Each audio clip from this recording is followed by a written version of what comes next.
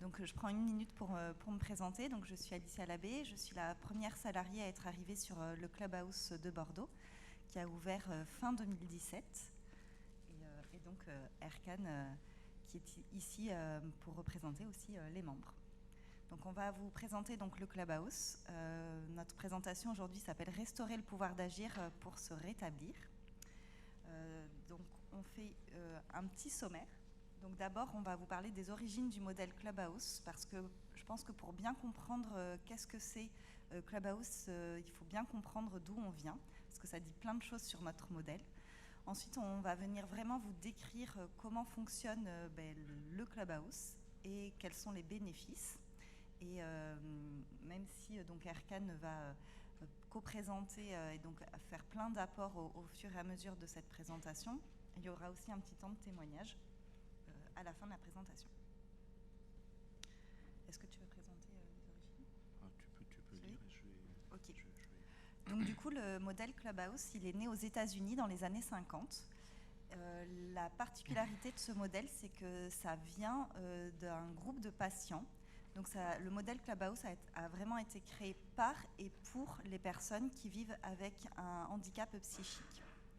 Donc pour la petite histoire, ce sont des patients qui se regroupaient sur les marches de la bibliothèque de New York après avoir vu leur médecin, parce que malheureusement, ils n'avaient pas grand-chose d'autre à faire. Et un jour, ils ont décidé finalement de se regrouper en associations qu'ils ont nommées les WANA, les We Are Not Alone, donc nous ne sommes pas les seuls et nous ne sommes pas seuls.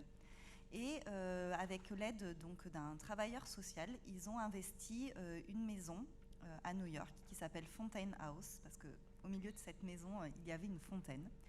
Et ça leur a permis finalement de reprendre leur vie en main, de se sentir à nouveau utiles. Et alors qu'il n'y avait pas eu de changement particulier en termes de médication, les médecins qui suivaient ces groupes de patients ont vu qu'il y avait une véritable plus-value sur leur état de santé, donc une véritable amélioration. Et donc du coup, ce modèle, petit à petit, s'est étayé et surtout, s'est, comme on dit, s'est développé, voilà, a essaimé, voilà, c'est le mot que je cherchais, un petit peu partout. Donc le concept vraiment du Clubhouse, c'est qu'il y a une conviction que le potentiel de chaque personne qui vit avec un trouble psychique, et un trouble psychique peut être aussi sévère. Alors c'est vrai qu'on ne l'a pas défini, mais donc au Clubhouse, trouble psychique, donc c'est des personnes qui sont atteintes de schizophrénie, qui vivent avec une bipolarité, avec des dépressions sévères. Et donc, ces personnes ont toute leur place au sein de la société, et y compris dans le monde du travail. Parce que vous allez le voir, le Clubhouse est très orienté vers la réinsertion professionnelle. Donc, en 1994, le Clubhouse international a été créé, et aujourd'hui, il y a plus de 350 Clubhouse répartis dans 35 pays différents. Il y en a beaucoup aux États-Unis, beaucoup au Canada. Du coup, en France, le modèle est arrivé en 2010 sous l'impulsion de Philippe Charrier, qui est encore aujourd'hui le président de l'association Clubhouse France, qui a vraiment impulsé le Clubhouse en France. Le premier club est né à Paris en 2011. D'abord, il y a eu la création de l'association Clubhouse en 2010, puis du lieu en 2011. Et grâce à un prix La France s'engage, on a pu ouvrir les clubs de Lyon et de Bordeaux en 2017. Et 2020, on a vu l'ouverture de Nantes, 2021 Lille, et aujourd'hui on est encore dans une dynamique d'ouverture de clubs. Le modèle. Donc le modèle du Clubhouse, en fait, l'objectif, c'est le rétablissement. Et dans le modèle, ce qui est essentiel, c'est les valeurs, en fait. C'est les valeurs et la cogestion. C'est-à-dire que l'association, elle est gérée, en fait, avec les staffs et tous les membres volontaires. Du coup, ça permet de se remettre en mouvement, en dynamique, pour des personnes qui ne travaillent pas, ont beaucoup de temps libre et ne savent pas quoi en faire. Et le Clubhouse, il permet, par la cogestion, donc par cet engagement volontaire, remettre le pied à l'étrier, c'est ce qu'on dit. Hein. En fait, il faut imaginer le Clubhouse comme une petite ou une moyenne entreprise, en fait une start-up, où les membres et les salariés travaillent côte à côte, sans lien hiérarchique, pour faire vivre l'association. Donc chaque jour, on a 2 réunions, qu'on appelle des réunions de cogestion, où donc les membres et les salariés vont pouvoir s'inscrire de façon volontaire sur un ensemble d'activités de cogestion, qui peuvent être d'ordre administratif, comme la gestion des mails, remplir notre base de données, de la comptabilité, de la communication, de la restauration, puisqu'on propose des repas chaque jour d'ouverture, et puis également l'entretien des locaux, puisqu'on ne fait pas appel à des prestataires, c'est nous qui faisons tout de A à Z. Et donc, le fait de faire vivre cette association, ça permet effectivement de se sentir utile, de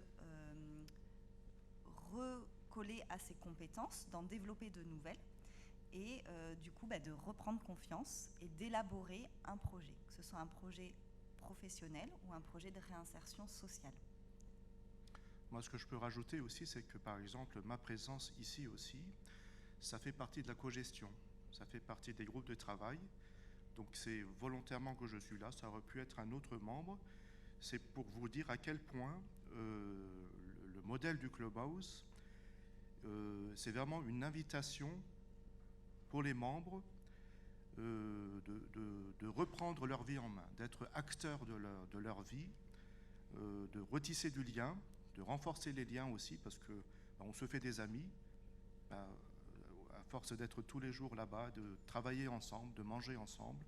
Il y a des temps de convivialité aussi, il y a des séjours, il y a des ateliers, sophrologie, anglais et tout autre. Donc ça nourrit, ça renforce le bien-être et ça renforce aussi le rétablissement de tous les membres.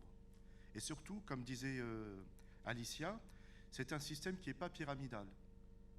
Moi, je pourrais vous dire que ça me fait penser à un cercle. Dans un cercle, personne n'est le premier et personne n'est le dernier.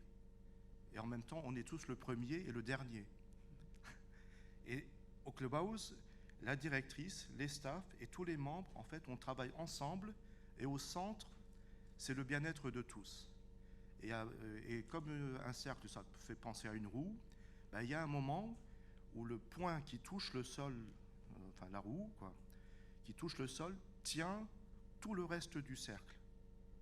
Donc tout le monde est primordial au Clubhouse. Tout le monde a son importance. Je voudrais juste rajouter qu'effectivement, c'est ce qui est indiqué ici sur le PowerPoint, c'est que les activités qui sont réalisées dans le club, elles favorisent les objectifs des membres à l'extérieur pour améliorer leur qualité de vie. Il y a énormément de membres qui nous disent depuis que je viens au Clubhouse, chez moi, je me mets davantage en action. Depuis que je viens au Clubhouse, j'ai moins peur d'aller vers l'extérieur. Donc il y a vraiment, finalement, le Clubhouse, c'est un terrain de jeu sans enjeu. C'est souvent quelque chose que l'on dit. Donc c'est un lieu où les membres peuvent essayer des choses, les réessayer, et du coup ça leur donne davantage de confiance et de poids pour aller aussi les essayer à l'extérieur du club. Les Clubhouse, on est régi par 37 standards. Ce sont des standards internationaux. Et le premier standard dit « Devenir membre est une démarche volontaire et le statut de membre est sans limite dans le temps ». Donc on parle souvent de communauté. Tout à l'heure tu prenais l'exemple du cercle. Nous on dit qu'on est une communauté. Dans cette communauté, tout le monde est important et on prend tous soin les uns des autres. Et effectivement cette notion de volontariat et de démarche volontaire, c'est extrêmement important au Clubhouse. Donc plus précisément à Bordeaux, parce qu'on vous a dit on est nombreux finalement comme Clubhouse dans le monde. Donc à Bordeaux, donc, on est situé au 82 rue Fondodège. J'en profite d'ailleurs pour dire que le 8 décembre, on a une portes ouvertes en après-midi à partir de 14h30. Donc si jamais il y en a certains d'entre vous qui êtes libres et avez envie de venir découvrir le modèle vraiment dans son lieu, vous êtes les bienvenus. Donc le 8 décembre à partir de 14h30. Donc les Clubhouse, c'est quoi ? Ce sont des lieux d'activité qui sont non médicalisés. Je crois que ça, on ne l'avait pas dit jusqu'à présent. et qui offre un accompagnement à la réinsertion sociale et professionnelle, donc des personnes atteintes de troubles psychiques, que l'on appelle les membres, en alliance thérapeutique avec leur entourage. Effectivement, on a un lieu non médicalisé. Pour autant, il est important que les membres aient un suivi médical à l'extérieur, donc forcément du club, parce que voilà, on est convaincu que c'est l'alliance finalement de différentes choses qui vont permettre aux membres d'atteindre leur rétablissement. Donc on a une mission, c'est de donner la possibilité aux membres de s'inscrire dans un projet de rétablissement. Et cette méthode, c'est la cogestion, c'est celle dont on vous a parlé tout à l'heure. Au travers des activités où chacun s'inscrit librement, on va pouvoir reprendre confiance, se remettre en action et élaborer son projet. Les objectifs. Alors les objectifs, évidemment, le premier, c'est rompre l'isolement. Donc à travers un lieu, donc l'appartement, qui se trouve à Fond-d'Odège, qui est un appartement magnifique. On se sent vraiment honoré de pouvoir aller dans ce lieu, et par l'activité au quotidien. C'est vraiment très essentiel. Il y a aussi des visites d'entreprises pour ceux qui veulent, des entreprises adaptées ou classiques. Donc chacun peut trouver ce qui lui convient au moment où il est dans son parcours, soit de stabilisation ou de rétablissement. Si quelqu'un est prêt à aller vers un projet professionnel ou une formation, chacun des membres a un référent particulier, enfin un référent, comment on peut dire ça ? Un staff référent.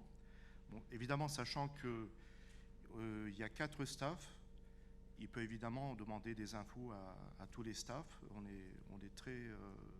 On partage beaucoup d'infos, et entre membres aussi évidemment. Donc l'information circule beaucoup, les bons plans, les bonnes idées, les formations, les ceci, les cela.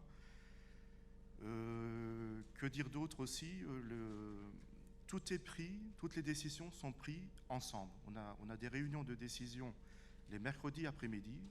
Maintenant, c'est tous les mercredis après-midi. Et tout est discuté par la communauté. Et les décisions sont prises au consensus général. C'est ça. Donc c'est vraiment... moi je trouve ce modèle vraiment extraordinaire, parce que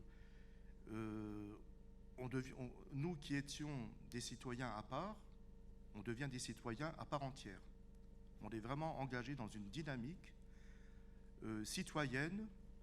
On retrouve sa place dans la société, parce que le clubhouse, c'est la société aussi. Ça fait partie de ce tout qu'est notre pays. Et donc pour le rétablissement des membres, c'est essentiel. C'est essentiel de donner du sens au temps. Parce que le temps, il y a des personnes qui n'ont pas assez de temps. Nous, on a du temps à revendre. Donc du coup, au Clubhouse, le temps est bien rempli. Et comme j'aime souvent dire, c'est qu'au Clubhouse, rien n'est banal et tout a du sens. Je peux vous citer quelques exemples. Par exemple, les repas. Il y a un planning sur une semaine, donc les repas sont prévus. Il y a des groupes de travail où les membres qui veulent s'investir donc pour prévoir les recettes, les repas qu'on va faire, les achats sur Internet et tout ça. Pourquoi je vous parle de ça ? C'est aussi pour reprendre sa manière de mieux manger. Parce qu'on a aussi un atelier bien-être et santé, parce que ça fait aussi partie du rétablissement. De bien manger, équilibrer, de préparer son repas. Pourquoi faire ça au Clubhouse ? Pour un jour, le refaire chez soi. Pourquoi faire le nettoyage au Clubhouse avec les staffs ? On le fait ensemble. Pour ceux qui ont du mal à le faire chez soi, pour retrouver cette dynamique chez soi, retrouver cette autonomie et ce pouvoir d'agir et changer sa vie.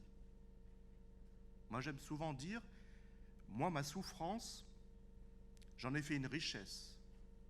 J'en ai fait un jardin de fleurs, parce que je me suis pris en main. Je suis devenu acteur de ma vie. Je suis passé de la place passager, dans une voiture, à la place du conducteur. Donc le modèle, c'est ça. C'est vraiment que les membres prennent leur place, deviennent acteurs de leur vie. Mais chacun avec sa singularité et son parcours. Et à son rythme. Et à son rythme. Souvent, on parle vraiment d'étapes. Hein. Chacun arrive au moment où il arrive, et puis ça se construit au fur et à mesure. Et donc, du coup, le deuxième grand objectif, c'est faciliter l'insertion sociale et professionnelle. Aujourd'hui, au Clubhouse, il y a 40% des membres qui ont eu une réinsertion professionnelle. Alors, par là, on entend une expérience en stage, une découverte métier, un CDD, un CDI. Voilà, donc il y a 40% des membres aujourd'hui qui ont la chance et ont eu l'opportunité d'aller vers le monde de l'emploi. Et pour beaucoup, c'était quelque chose qui était souvent exclu de leur pensée, tout simplement parce qu'ils pensaient qu'ils n'en avaient pas ou plus les capacités. Et puis évidemment, on lutte aussi contre la stigmatisation. On en parlait tout à l'heure, cette fameuse stigmatisation qui empêche justement de se réinsérer socialement et professionnellement, et qui empêche aussi de rompre l'isolement. Donc évidemment, c'est un objectif qui sert les deux premiers. Et au Clubhouse, on aime bien dire qu'on y vient pour reprendre une vie sociale. On y vient comme au bureau pour se préparer à reprendre un emploi. Et donc après 3 ans, un membre sur 3 reprend une activité. Et du coup aussi, parmi les membres qui fréquentent régulièrement le Clubhouse, il y a très peu d'hospitalisation chez les personnes qui, tous les 6 mois, se retrouvaient à être hospitalisées, parce que le modèle, la méthode fonctionne. Donc ça permet au niveau des coûts, des charges, que ça coûte cher. Ça coûte cher pour la société, pour le budget et tout le reste. Donc c'est un modèle qui vraiment procure du bien-être, du rétablissement, du sens à son temps, à sa vie, et aussi une espérance de se projeter pour un avenir social, professionnel, mais aussi culturel ou sportif, d'avoir un projet de vie. Les fondamentaux de notre modèle, on ne va pas les redire en détail parce qu'on en a déjà pas mal parlé, donc c'est la cogestion. Le club vit par l'engagement volontaire des membres dans les activités de cogestion, que j'ai nommées tout à l'heure, donc comptabilité, administratif, etc. L'activité professionnelle est encouragée dans un clubhouse. Alors elle est encouragée de quelle façon ? On ouvre grand les portes aux entreprises. Donc on a régulièrement des visites d'entreprises, soit au club, soit à l'extérieur. Évidemment, on essaie de mener le plus possible de partenariats. On mène des temps de sensibilisation vers différents publics. Et tout à l'heure, sur la présentation de Psycom, voilà, c'est vrai que c'est intéressant de pouvoir faire ce lien, de voir que c'est des choses qui sont en train de se développer un peu partout. Mais la sensibilisation avec, effectivement, les personnes concernées qui peuvent venir témoigner, c'est vraiment quelque chose qui fait partie intégrante de la philosophie du modèle Clubhouse. Et puis il y a également des ateliers de développement de compétences. Alors au Clubhouse, on n'est pas là pour donner des diplômes, pour délivrer des diplômes. En revanche, on développe beaucoup de compétences au Clubhouse qu'on peut mettre en avant sur son CV.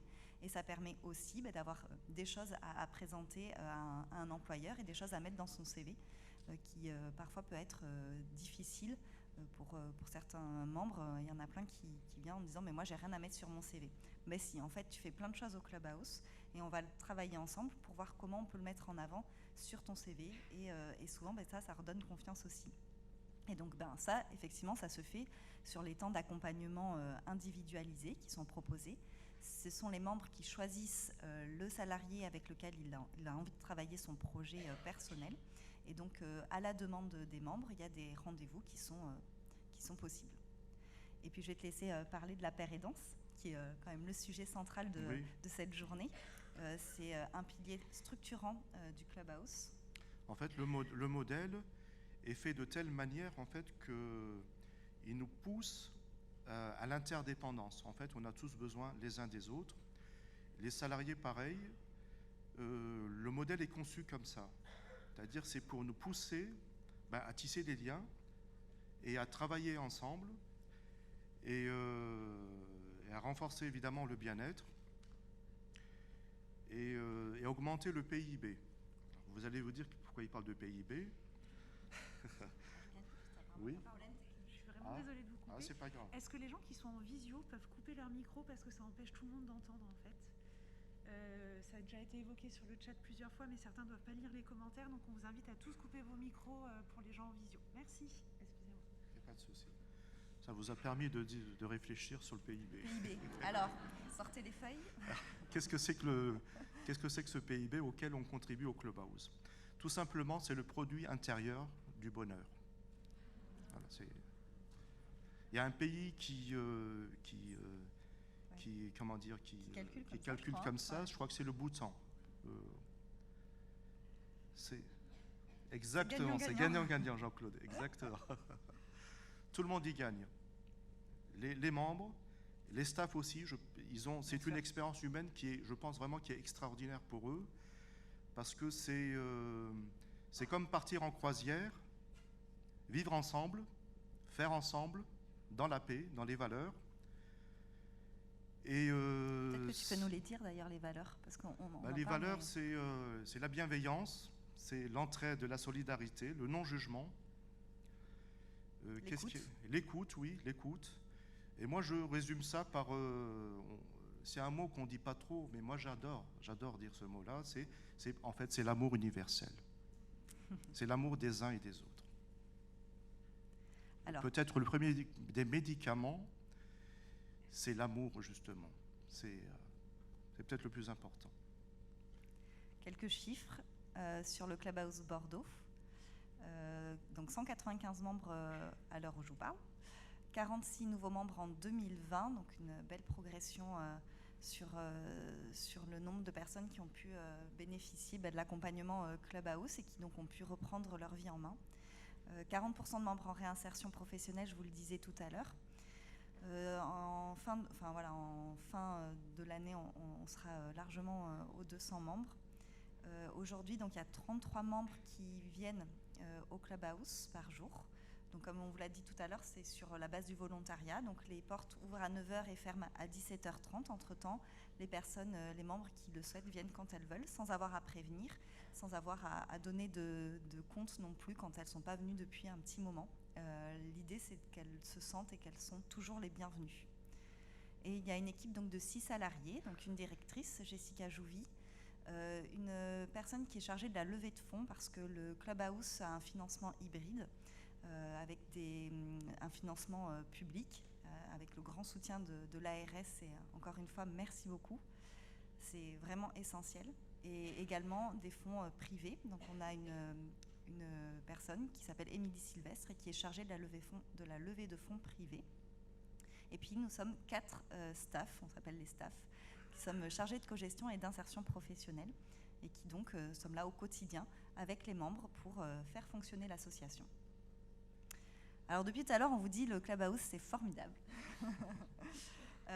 mais on ne le dit pas non plus comme ça.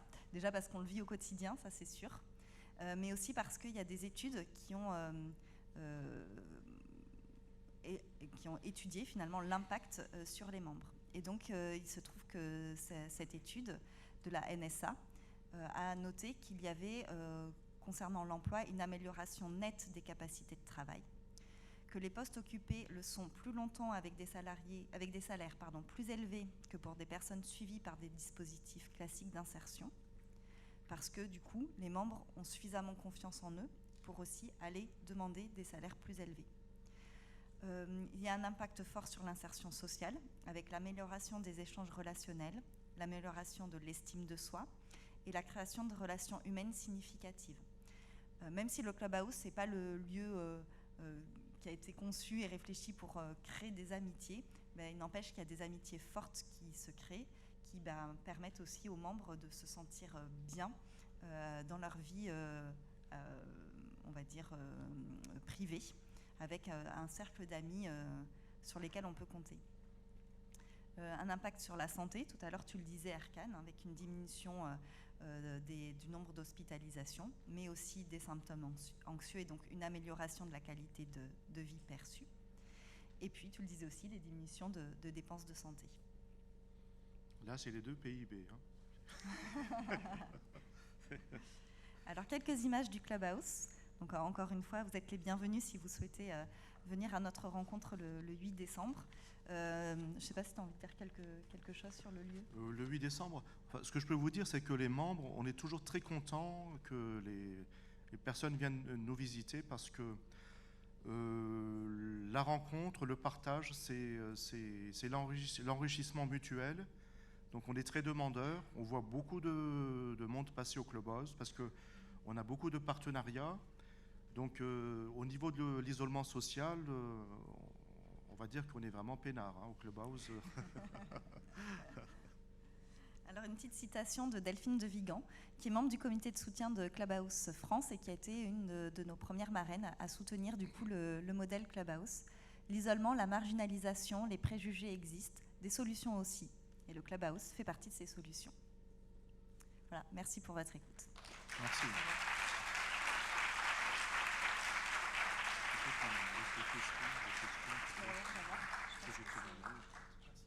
Nous allons passer aux questions. Alors on est un peu pris par le temps. Une question, s'il vous plaît.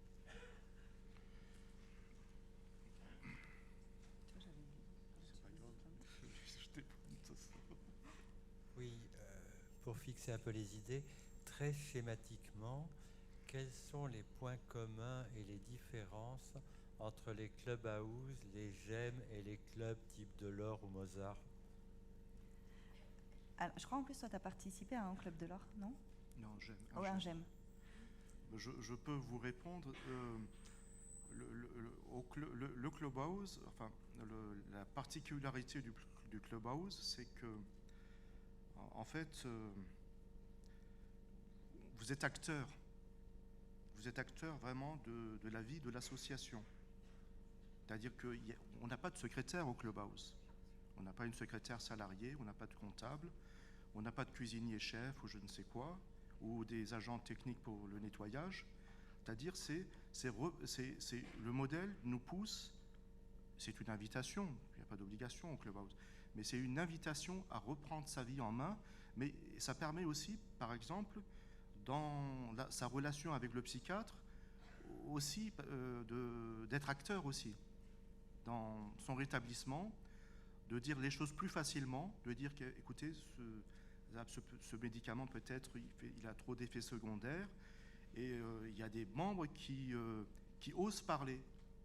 Ça libère la parole, parce qu'on est dans cette action, dans cette dynamique, on est dans la vie, on est au cœur de la vie, c'est vivant, ça bouge, c'est dynamique, et la père-aidance, elle est complètement présente. On ne le dit jamais, mais on est tous des pères aidants. Au Clubhouse, on est tous des pères aidants. On est dans l'entraide. Je voudrais juste compléter ta réponse. Nous, on a l'habitude de dire que les groupements d'entraide mutuelle ou les clubs, c'est un peu nos cousins germains. La grosse différence, même si certains GEM maintenant vont plutôt se dirigent de plus en plus vers l'insertion professionnelle, c'est que vraiment nous, on est axé, un des objectifs forts, c'est cette réinsertion professionnelle. Ça, c'est la première chose. Et la deuxième chose, c'est que nous, on a très peu d'activités de type loisirs. C'est-à-dire que dans la journée, nos journées sont vraiment des journées de travail.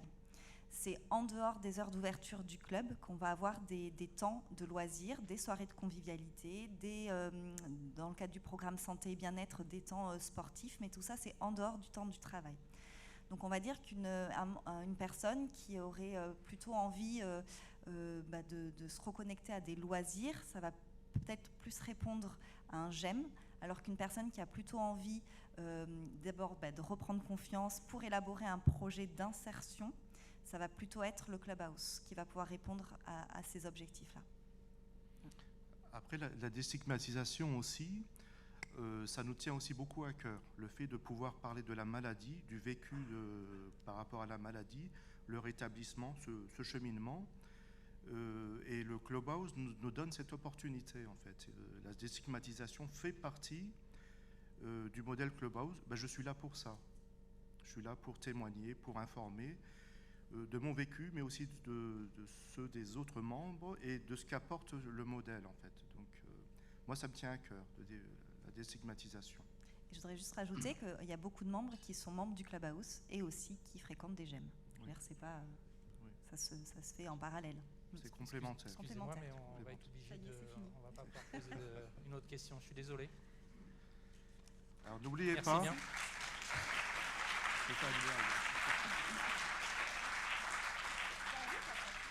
Alors, il y a les présidentielles en ce moment.